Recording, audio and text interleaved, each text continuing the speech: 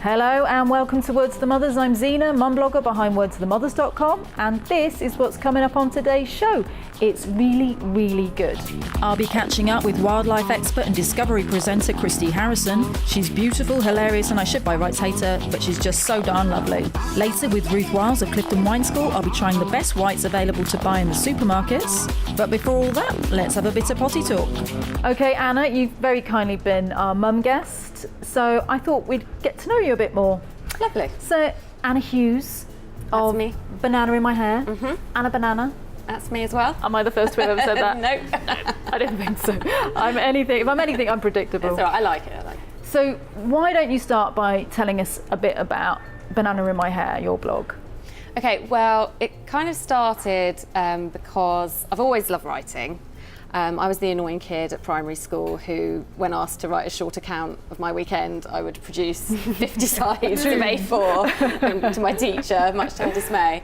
So yeah, and then before I had kids, I went for a bit of a career change, and I documented my kind of progress through doing various different temping jobs and things, and that was quite fun, just putting that in a blog. But then I found my new career and I didn't have anything left to talk about.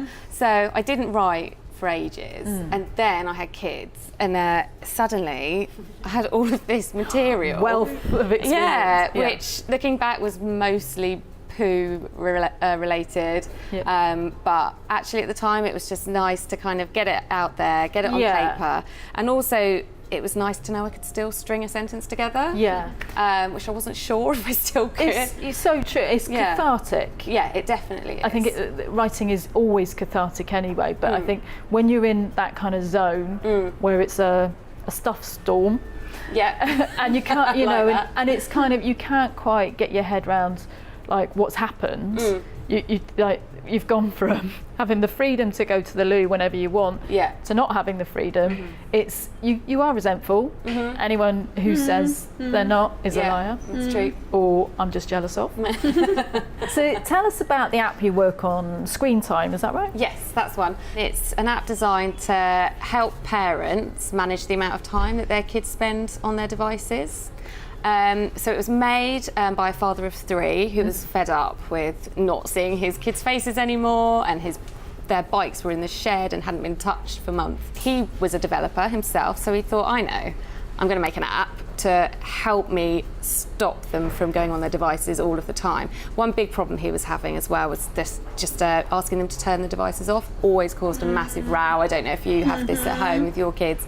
And he just sort of had enough, really. Made an app called Screen Time, the Screen Time app, and then now he put it on the Play Store, and now it's been downloaded on over 1 million devices worldwide. It's done really well. Oh, wow, that's fantastic. So yeah, it's really cool. Because you do have to kind of, I'm happy for them to have screen time, but it is within reason, and it is with safety first. Yeah, exactly. What about you, Kate? Well, I've got a 10-year-old boy, so for me, I am in the thick of this at the moment. Is it a daily row?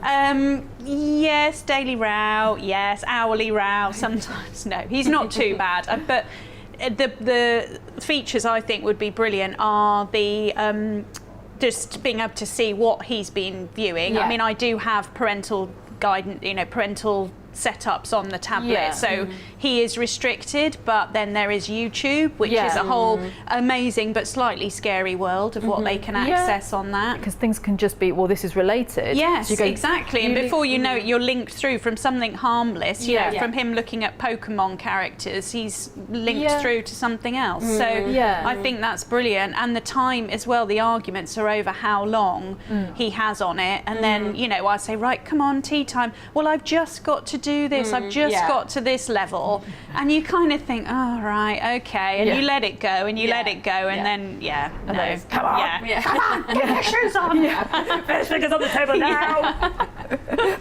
Got to sample my parents in there. Well, shall we have a little toast? Let's do it. To life offline. Cheers! Cheers.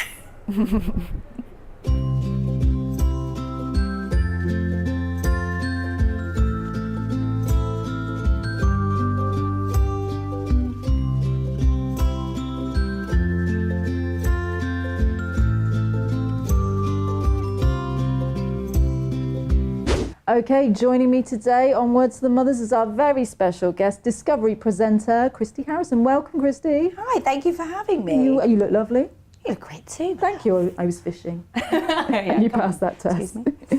So how did you get into presenting on Discovery? So basically I grew up in South Africa. Yes. And my grandmother is a complete Dr. Dolittle. So Really? yeah, she's amazing. She's also got a black belt in karate. Really? Yeah. Special grandmother. She is very special. I wouldn't want to cross her. None of us do. So she basically brought that kind of passion into my life of the love of wildlife. So I remember going out in the garden with her, following where the ants came from and that kind of stuff. I was quite feral. That's good. Yeah. That's good for a child to be I had feral. bird's nest out here. Did you? It's good for a girl to be feral, I think. Yeah. I mean, my sister's very different to me. She's like kind of the blonde fairy, and I was just this goblin running around the garden. But I'm happy that's with that. So I just grew up in a place where, I was always outdoors, always barefoot and in nature. I imagine that in South Africa as well, that must have been amazing. Yeah, it was. It was absolutely incredible. What do you have any sort of memories of the sort of wildlife you saw? Yeah, so I used to bring it all in, which my mum hated. But like, look, I found some spiders. And there was also one of our family friends had a forest at the back of the house which had baboons in it. Oh, wow. So I was there going, please love me, trying to make them play. And we used to go to, up into the mountains, the Drakensbergs, and pretty much every photo of me as a child's like down here looking for things. Oh, wow. So I also had quite a big passion for theatre and acting, and I basically just thought the best way to do that, get the two things together, and that's why I thought, I'll start presenting. And fantastic job, and clearly your dream job, given it's your passion. Absolutely. So how did you get your first break then? So I was out in Borneo. I went as a volunteer the first time. Okay. So I was working for the Orangutan Foundation UK. Yeah. Got malaria and typhoid at the same time. Oh wow! Trip to remember. Yes, it was. But so I was living in the middle of the jungle doing that, and then I went back as a project coordinator. So I was on and off living out in Borneo. Yeah. But I started making basically my own little videos and show reels, which is just the best way into it, I think. It's just to document what you're doing. I mean, And just rolling with it as Yeah. well. God, it's amazing. And you met your boyfriend, you said, as well? Yes, yeah. Was that in Borneo? No, I met him in Zambia, actually. In Zambia? Yeah. So he's a director and cameraman, so the plan is basically be the wild thornberries one day. Baby under this arm, monkey under that arm. So I raised orphan baboon babies as well. In South Africa, there's a place called Care, which is right next to the Kruger National Park. And basically, it's the same thing you get all over the world. There's like this human-animal conflict. Yes. So they had orphan baboon babies that come in because the mums have been shot, quite often by farmers, because they're attacking their crops and that kind of thing. And they break into houses. I mean, they're really adaptable and they're really clever. What, break into houses? Yeah, I did. I went into that house I was telling you about. We went in and there was just a baboon.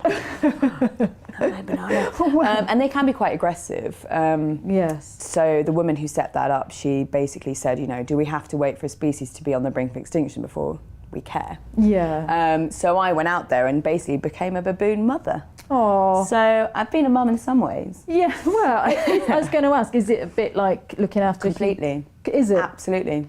Really? Do you get the tantrums as well? Yes, and they make crying sounds, and they all like completely different personalities. Really? Yeah, so I looked after about 6 or 7 of them that I knew really, really well. So did you have a favourite? No. A mother never has a favourite. No, not at all. You did? He used to sit on my shoulder. There's one called Eli. And I thought it was me, and they're like, no, he just likes blondes. Really? Yeah. I was like, I thought I was Story special. of my life, that is. There is something about it, the sunshine maybe or something. Yeah. So you did mention there as well, that's why I'm picking up on it, I'm not prying. But you said that, that is the dreams for you and your boyfriend. Oh, absolutely. So what kind of mum do you see? Like a marsupial mum? I just think we can learn so much from nature. Yeah. I see what amazing mums like chimps can be and things like that. And I just feel like if I might be different once I have a screaming child under my arm. But I would love to take my child off, and do these adventures together, and especially with Sam being like a wildlife director and cameraman. It's amazing, and it is genuinely really amazing when people like yourself care. So I can imagine that's something that you would want to instill in your own next generation. Yeah. Do you feel like it could be something that should be a part of education? Absolutely. I was a teacher assistant for a while. I've had many jobs. Yes. So I go around to schools and I give talks about nature and jungles, and they're like, "Miss, you lived in a jungle?" And I was like, "Yeah, I did." She's like, "No way, that's not real."